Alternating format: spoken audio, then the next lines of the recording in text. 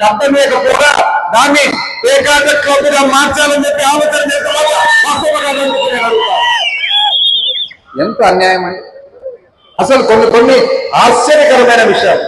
బేతంచెర్లలో Panyam cement పరిశ్రమ 10-15 సంవత్సరాల నుంచి సిమెంట్ పరిశ్రమ మూతపడింటే 2014 నుంచి 19 వరకు ప్రతిపక్షంలో ఉండి ఈ నిస్సహాయంగా ఏం చేయలేని పరిస్థితి ఉంటే 2019లో అధికారం వచ్చిన తర్వాత ఎంతో శ్రద్ధ పెట్టి మూతపడిన పరిశ్రమను తెరిపించి పరిశ్రమను రిపేర్ చేసి అన్ని రకాల అనుమతులు ఇచ్చి రాయితీలు ఇచ్చి మొదలు పెట్టిస్తే 3 నెలలు అయింది మూతపడి. ఎవరు రావు 2 సంవత్సరాలు మనం ఆపితే మనం నడిపిస్తే ఇప్పుడు 3 నెలలు మూతపడింది. మూతపడిన దానికి ఏం చేస్తున్నారు తెలిసిన యాకూబ్ ఉండండి చెప్తున్నాం. ఏం చేస్తున్నారు తెలిసిన తెలుగుదేశం వాళ్ళు పోయి తాళం వేసేస్తారు. ఎక్కడన్నా విన్నామేది.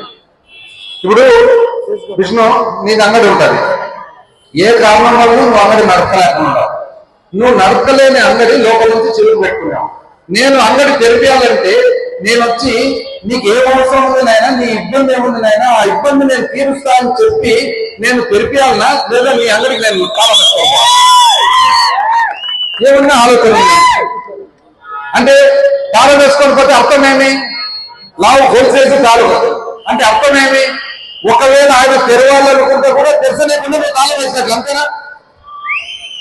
ఇది వీళ్ళకున్న చిత్తశుద్ధి.